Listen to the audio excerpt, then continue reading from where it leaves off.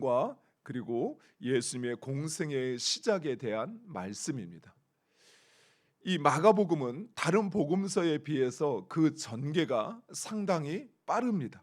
그래서 예수님의 시험에 대해서도 그 세부적인 내용이 빠져 있고 간략하게만 소개하고 있습니다. 그러나 예수님의 시험은 예수님이 누구인지를 증명하며 또 예수님이 하고자 하는 것이 무엇인지를 우리에게 보여주는 아주 중요한 말씀입니다. 먼저 오늘 본문을 보면 성령이 예수님을 광야로 내몰았다라고 이야기합니다. 다른 복음서에 보면 마태는 성령이 예수님을 이끌었다라고 이야기하고, 누가는 성령 충만한 예수님이 광야로 나갔다라고 이야기합니다. 각각의 표현은 다르지만 그러나 성령의 인도하심을 따라 행하였다라는 점에 있어서는 동일합니다. 구약 시대에 이 성령은 하나님의 인도하심, 즉 하나님의 일하심을 나타내는 증거였습니다.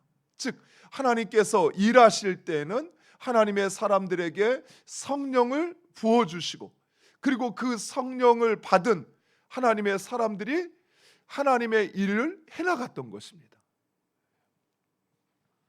즉 예수님은 지금 온전히 하나님에 의해 주장되어진 뿐만 아니라 하나님의 일을 하고 있다는 사실입니다. 예수님은 스스로 판단하고 독자적으로 행하는 것 같으나, 그러나 예수님은 오히려 하나님의 뜻과 그리고 그 하나님의 계획에 따라 행하셨습니다. 이후로도 예수님은 순간순간마다 항상 성령의 인도하심을 따라 사역하였습니다.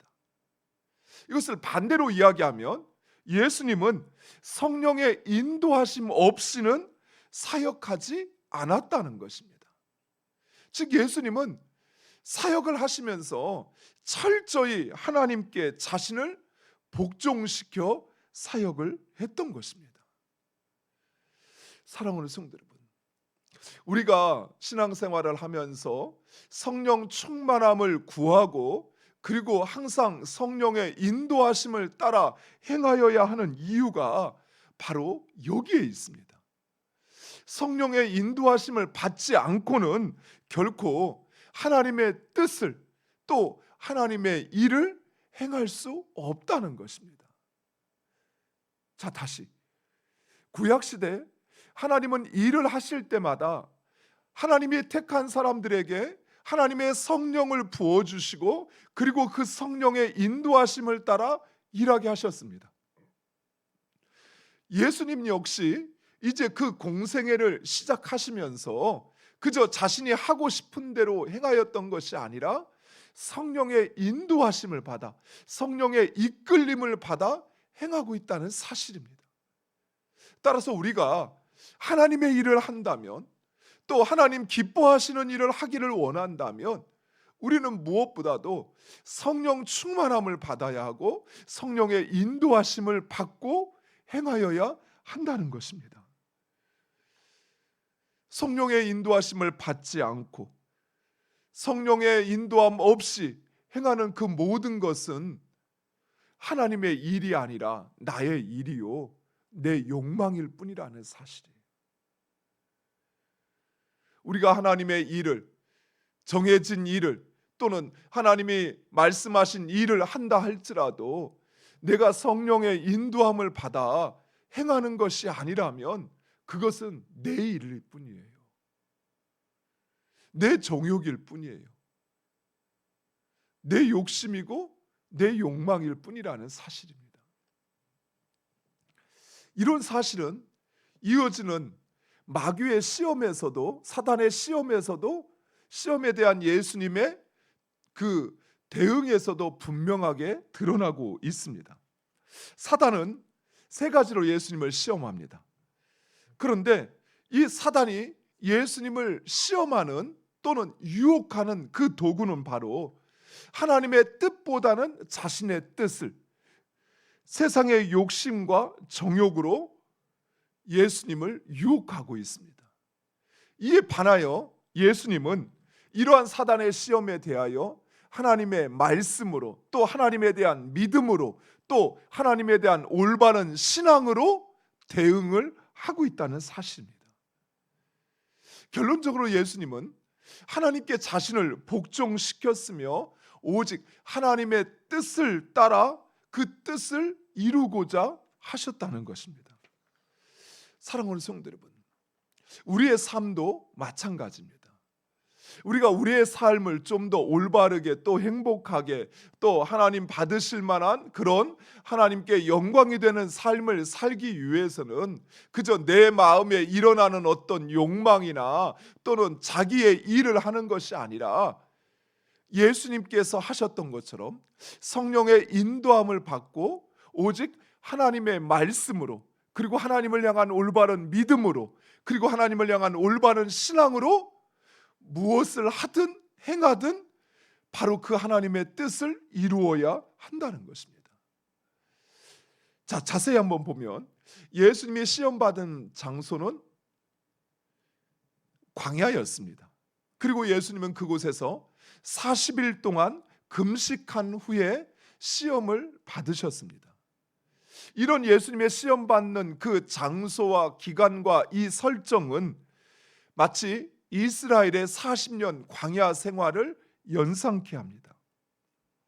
이스라엘의 40년 광야 생활은 하나님께서 이스라엘 백성을 하나님의 백성 삼으시기 위한 시험이었습니다. 그러나 이스라엘은 그만 그 40년 광야 생활에서 실패하고 말았습니다. 하나님은 오직 이스라엘 백성들이 하나님만을 바라보고 하나님의 말씀에 순종하고 그리고 오직 하나님만을 섬기기를 원했습니다. 하지만 이스라엘은 끊임없이 자기 자신을 보았어요. 세상을 바라보았습니다. 그리고 자신의 욕망과 세상의 정욕을 구하였습니다. 그러나 예수님은 이 사단의 세 가지 시험 가운데서 예수님은 먹는 것보다는 하나님의 말씀을, 그리고 그 하나님을 믿었습니다. 하나님께서 이스라엘을 광야로 인도하셨기에 그 하나님께서 그 이스라엘 백성들을 먹이시고 또 그들을 지키시고 뿐만 아니라 약속하신 가나안 땅을 주실 것을 믿었던 여호수아 갈렙처럼 예수님은 바로 그 하나님을 믿었던 것입니다. 그리고 또한 예수님은 바로 그 하나님만을 섬기었습니다. 즉 이런 예수님은 우리에게 하나님의 백성은 무엇을 구하며 또 무엇을 신앙하며 살아야 하는지를 우리에게 보여주고 있는 것입니다. 그리고 13절 말씀 우리 자세히 한번 보겠습니다. 예수님은 들짐승과 함께 계시며 천사들이 수종을 들었다라고 말씀하고 있습니다. 들짐승과 천사들의 수종, 이것은 어울리지 않는 것입니다. 그렇죠? 그런데 이것이 어울리는 곳이 있습니다. 바로 하나님의 나라입니다. 하나님의 나라에서는 그 백성과 들짐승이 평화롭게 함께 공존하며 그리고 주의 사자들이, 주의 천사들이 하나님 나라의 백성들을 섬기는 일이 이루어지는 곳입니다. 즉 마가는 지금 오직 하나님을 섬기며 하나님을 믿으며 그 하나님의 말씀에 따라 사시는 예수님을 통해서 하나님의 나라가 시작되었음을, 하나님의 나라가 이루어졌음을 우리에게 보여주고 있는 것입니다. 사랑하는 성도 여러분, 예수 그리스도가 이 세상에 오심으로 하나님의 나라는 시작되었습니다. 결코 함께할 수 없는 인간과 들짐승이 함께 공존합니다. 그 얼마 전에 이 시골 생활에 대한 그 영상이 하나 있더라고요. 그러면서 시골에 많은 분들이 이렇게 로망을 가지고 내려왔다가 오래 살지 못하고 다시 떠나가는 몇 가지 이유가 있는데 그 중에 하나가 시골 생활을 하면 벌레, 하고 뱀을 만나는 것은 당연한 것으로 여겨야 된다. 그 이제 영상을 제공하는 분이 그런 이야기를 해요. 근데 저에게도 시골에 대한 로망이 있었거든요. 이제 목회를 마치면 좀 한가로운 시골에서 좀 조용히 성경책도 읽고 내가 하고 싶은 책도 읽고 또 이렇게 자연을 산책하면서 그렇게 살아야겠다. 그런데 제가 가장 싫어하는 짐승이 있어요. 뱀. 어렸을 때 키가 크려고 그랬는지 어른들은 키가 크려고 그랬다고 그러는데 그렇게 뱀 꿈을 참 많이 꾸었어요. 처음에는 막 뱀에게 도망치는 꿈을, 나중에는 뱀과 싸우는 꿈을. 근데 제 의식 속에 그래서 그런지 뱀에 대한 아주 막 질식하는 그런 게 저한테도 이렇게 있어요. 근데 시골에 가면 이제 수시로 뱀이 나타난다는 거예요. 그래서 이렇게 파란 잔디 위에 멋지게 생활하려고 하는데 거기에 이제 뱀이 기어다닌다. 이걸 생각하니까 시골 생활 못하고 다 이제 그냥 그만 다시 도시로 간다라고 이야기를 하더라고요. 그런데 예수님이 시험 받고 난 그 후에 이런 들짐승이 예수님과 함께 거닐었다는 거예요. 그 안에 있는 함께 평화로이 공존할 수 없는 서로를 미워하고 싫어하고 경시하고 경멸하는 이런 모든 것들이 다 사라지고 그리고 그 안에서 함께 공존하고 평화롭게 사는 것입니다. 그리고 주의 천사가 주의 사자들이 예수님을 수종들었다라고 하는 것은 하나님의 자녀들을 주의 천사들이 섬기며 그들을 받드는 바로 그곳이 어디입니까? 하나님의 나라죠. 즉 예수님이 이 땅에 오심으로 말미암아 바로 그 하나님의 나라가 시작되었다는 사실. 그리고 예수님의 그 첫 선포가 무엇입니까? 회개하라, 천국이 가까이 왔느니라. 즉 예수님이 하고자 하는 것, 그것은 바로 그 하나님의 나라를 이루고자 하심을 보여주는 것이 시험이요, 그리고 그 첫 선포였던 것입니다. 그리고 예수님은 이제 그 하나님의 나라를 이루기 위하여 제자들을 부르시고 그리고 그들을 동역자로 세우십니다. 즉 예수님은 하나님의 나라를 누리고 그리고 그 하나님의 나라를 이루어가게 하시기 위하여 제자들을 부르신 것입니다. 그런데 이 제자들이 예수님의 부름을 받는 장면을 자세히 보시면 반복되는 것이 있습니다. 자, 먼저 1장 18절 17절에 예수님이 시몬과 안드레를 바다에서 보시고 그리고 그들에게 사람을 낚는 어부가 되게 하리라 하시면서 뭐라고 말씀하시죠? 18절 같이 함께 읽겠습니다. 곧 그물을 버려두고 따르리냐. 자, 20절에 예수님께서 세베대의 아들 야고보와 요한을 부르셨습니다. 그러자 그들이 어떻게 했습니까? 20절 같이 읽겠습니다. 곧 부르시니 그 아버지 세베대를 품꾼들과 함께 배에 버려두고 예수를 따라가니라. 아멘. 여기에 무엇이 반복됩니까? 버려두고 따르니라. 버려두고 따라가니라. 즉 예수님께서 이루시는 그 하나님의 나라, 그 하나님의 나라를 누리고 또 그 하나님의 나라를 전파하는 바로 예수님의 동역자, 제자가 되기 위해서는 먼저 버리고 예수님을 따르는 것이 필요하다라는 것이. 우리가 이 땅에 가지고 있는 그 모든 우리의 모든 것, 그것을 버려두고 그리고 예수를 따라야만이, 그래야만 하나님의 나라를 누리고 그 하나님의 나라를 온전히 선포할 수 있는 것입니다. 사랑하는 성도 여러분, 여기에 하나님의 나라를 누리는 삶의 키워드가 있습니다. 우리가 진정 예수님께서 이루시는 그 하나님의 나라를 이 세상에서도 누리고 그리고 영원한 하나님의 나라에서도 누리기 위해서는 우리도 우리에게 있는 것, 예수를 따르는 그것을 가로막는 그 모든 것을 내려놓아야만 돼요. 우리 자신에 대한 욕망, 또 욕심, 또 세상의 정욕, 이것들을 내려놓아야 돼요. 이것을 내려놓아야 그래야만 예수님을 따를 수 있는 것입니다.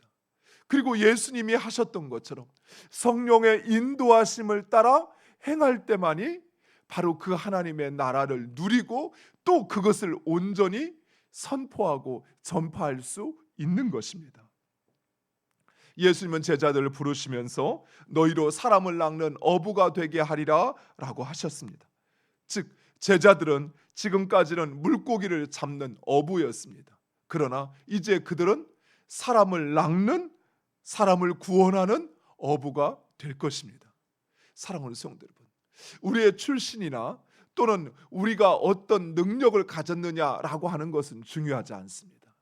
우리가 그 하나님의 말씀에 따라 하나님을 믿으며 하나님을 섬기며 나아가면 우리들도 제자들과 같이 어부였으나 그러나 하나님의 나라를 이루는 하나님의 역사의 주인공들이 될 수 있다는 사실이에요. 사랑하는 성도 여러분, 우리가 이 땅을 살아가면서 그 하나님의 나라, 즉 하나님의 은혜, 하나님의 주권이 다스림을 받는 그 하나님의 나라를 살아가고 그리고 그 하나님의 나라를 이루기를 원하신다면 제자들이 그랬던 것처럼 우리 자신도 우리에게 있는 그것을 버려두고 주님이 그러셨던 것처럼 내 자신과 세상을 향한 우리의 그 욕망을 내려놓고 그리고 그 하나님의 말씀에 순종하고 하나님을 믿고 섬기는 자들이 되어야 할 것입니다. 그러면 우리의 삶에 하나님이 일하시고 그리고 그 하나님이 다스리시는 하나님의 뜻이 이루어짐을 믿으시기 바랍니다. 사랑하는 성도 여러분, 우리는 사람을 낚는 어부가 되어야 합니다. 자신과 세상을 위하여 살다가 죽음과 영원한 사망으로 끝나는 인생이 아니라 하나님의 백성이 되어 하나님을 섬기며 하나님의 나라로 사람들을 초청하는 바로 그 예수의 제자가 되어야 할 것입니다. 이것이 또한 우리의 사명입니다.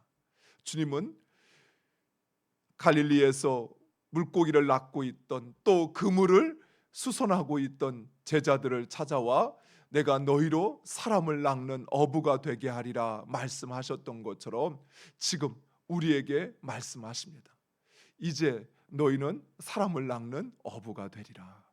이것이 나의 사명을 알고 그 사명 감당하는 우리 모두 되기를 간절히 축원드립니다. 기도하겠습니다. 아버지